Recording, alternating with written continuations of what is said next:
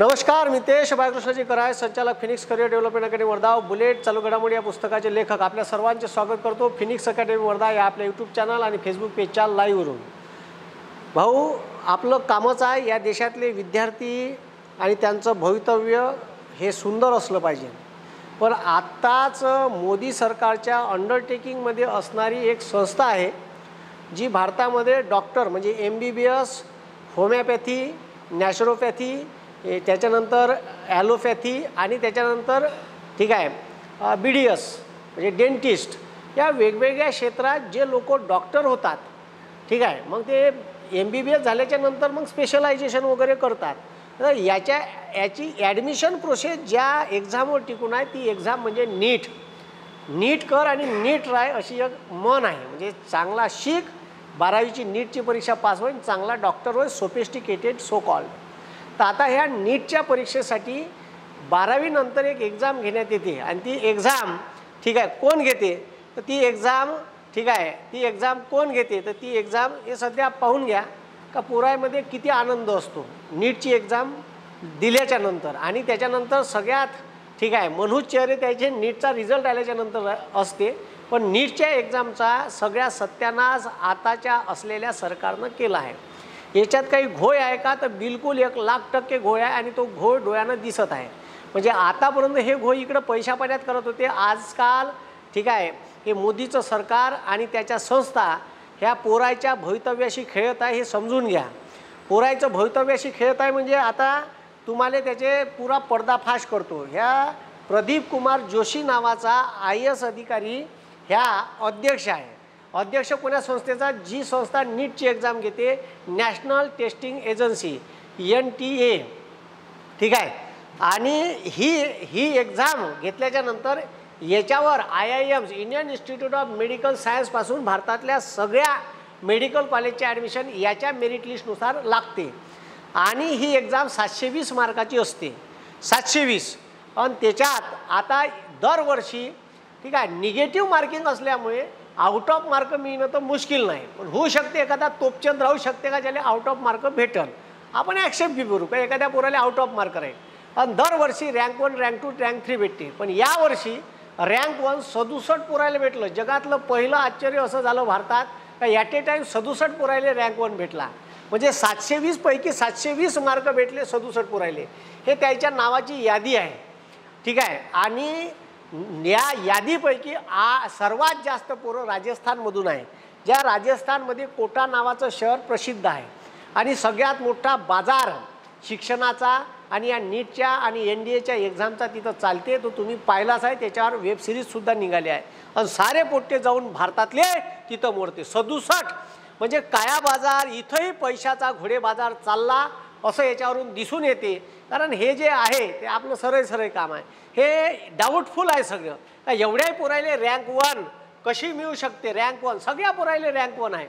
आणि याचं एक्सप्लेनेशन का दिलं ठीक आहे NTAनं, तर NTA नॅशनल टेस्टिंग एजन्सी म्हणते का काही पोरायले पेपर देताना ठीक आहे नेटवर्क डाऊन झालं किंवा तिथं ठीक आहे स्लो चालली साईट, म्हणून त्यांना ग्रेस मार्क देण्यात आले। अबे तर ग्रेस मार्क हे ठीक आहे ग्रेस मार्क हे कोण्या बेसिसवर दिले तुम्ही, हा माझा प्रश्न आहे। पण आता तुम्ही समजून घ्या 67 पोरं आहे, 67 रँक 1 मिळणारे।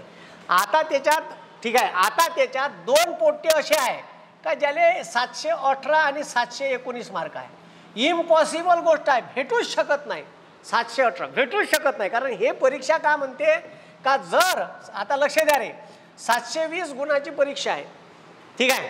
मग आता 720 मार्क आहे, जर एका प्रश्नाले करेक्ट प्रश्न असेल तर 4 मार्क भेटते आणि लक्ष द्या प्रश्न चुकला तर भेटलेल्या याच्यातला ठीक आहे भेटलेल्या याच्यातला एक कटते, ठीक आहे। आता समजा एक जरी पोट्ट्याचा प्रश्न चुकला, एक प्रश्न जर चुकला तर त्याचे ठीक आहे त्याला मार्क भेटन किती, तर त्याचे करेक्ट किती आहे, तर त्याचे करेक्ट 716 मार्काचे बरोबर आहे। पण भेटलेल्या याच्यातला एक मायनस, तर त्याला 715 मार्क भेटायला पाहिजे। म्हणजे ठीक आहे करेक्ट आला तर 4 मार्क भेटते आणि चुकला ठीक आहे तर 1 मार्क मायनस होते। आता त्याचा समजा एक प्रश्न चुकला त्याला 716 भेटल, पण चुकला एक म्हणून त्याच्यातला एक मायनस तर त्याला 715। हे जे 718 आणि 719 हे भेटायलाच नाही पाहिजे. इथं तर सगळ्यात मोठा गोळ आहे. हे असे मार्क 2 पोरायला भेटले कसे, ह्या माझा प्रश्न आहे. याचं एक्सप्लेनेशन त्या जोशीनं द्या. ठीक आहे. त्याच्यानंतर हे 8 पोट्टे आहे, त्या 67 पोट्ट्यामध्ये ज्याचा रँक फर्स्ट आला आहे ते एकाच सेंटरवरून आहे. एका सेंटरचे 8 पोरं पास कसे झाले, ठीक आहे, ह्या बी प्रश्न आहे. वंद्या भारतात एकाच सेंटरचे 8 पोरं, ठीक आहे, आणि त्या पोरायचा पिनकोड आणि सगळ्या, ठीक आहे, म्हणजे त्या सेंटर कोड सेम आहे. आता ह्या एक पोरगा आहे, ठीक आहे, त्याचे मार्क आपण इथं घेतले पाहिजे. त्याले मार्क 718 मार्क इथं स्पष्ट दिले आहे. त्याचं आपण नाव आणि हे इथं दाखवलं नाही कॅन्डिडेटचं, ठीक आहे, याच्यासाठी का त्याची, ठीक आहे, पर्सनल माहिती सिक्युअर राहिली पाहिजे म्हणून. ते 718 मार्क ह्या पोट्ट्याला भेटले आणि एकाच कसे भेटले हा प्रश्न आहे. त्याच्यानंतर, ठीक आहे, आतापर्यंत 1, 2, 3 असे रँक येत होते. ठीक आहे, आता 67 पोरं पास झाले, ठीक आहे, रँक फर्स्टवर. आणि त्याच्यात, ठीक आहे, 8 पोरं एकाच सेंटरचे आहे ज्याचा सेम पिनकोड आणि सेम सेंटर नंबर आहे. ठीक आहे. त्याच्यानंतर आता याचं एक्सप्लेनेशन असं दिलं का, इकडे लक्ष द्या रे, ठीक आहे. तर आता इथं दिलेलं आहे का 1563 कॅन्डिडेट वेअर, ठीक आहे, आता लक्ष द्यावे, ठीक आहे, compensated for the loss of time, म्हणजे 1563 पोरायले टाईम पुरला नाही म्हणते. मग हे कोणत्या सेंटरवरचे पोरं होते ज्याला टाईम पुरला नाही, ठीक आहे, त्याची लिस्ट NTA जाहीर करायला पाहिजे. मग सगळ्याच पोरायले तुम्ही मार्क दिले का, किती मार्क दिले आणि कोण्या सेंटरले कशा, मग त्याचं ठीक आहे, मार्क अलोकेशन तुम्ही कसं केलं हे आम्हाला सांगा. कारण तुम्ही एक्सप्लेनेशन प्रेस नोट करून देऊ शकत नाही, आम्हाला ते पाहिजे. आमचे काही मुद्दे आहे, ह्या पोरायले न्याय भेटायला पाहिजे. ठीक आहे, जे पोरं नीटचा अभ्यास करून राहिले, रात्रंदिवस एक करते भाऊ डॉक्टरी व्हासाठी, हक्क भविष्य त्या पोरायचं, ठीक आहे, पडून असते. म्हणून या पोरायच्या भवितव्यासोबत जर सरकार खिलवाड करत असेल, त्याची संस्था खिलवाड करत असेल, तर आम्हाला न्याय लागेल. 563 विद्यार्थी जे आहे त्यांना ग्रेस मार्क कसे दिले, ज्या विद्यार्थ्यांना ग्रेस मार्क मिळाले अशा विद्यार्थ्याचे नाव, रोल नंबर, ठीक आहे, enrolment number, centre name, pincode व त्यांना दिलेल्या वेळेपेक्षा किती वेळ जास्त लागला हे, ठीक आहे, नॅशनल टेस्टिंग एजन्सीनं जाहीर करायला पाहिजे. ठीक आहे, कारण पारदर्शकता पाहिजे परीक्षेत. किती वेळ जास्त लागला, ठीक आहे, किती मार्क देण्यात आले याबाबत NTA स्पष्टीकरण द्यायला हवे. ठीक आहे, म्हणजे किती वेळ जास्त लागला. ठीक आहे, आता मला सांगा, तुम्ही वेळ जास्त दिल्यावर पुरायले मार्क द्यायचा विषयच येत नाही. ठीक आहे, आणि तुम्ही जर वेळेत पेपर घेतला असेल तर मग तुम्ही मार्क दिले तर कोण्या बेसिसवर दिले, हे 2 मुद्दे अलग अलग तयार झाले.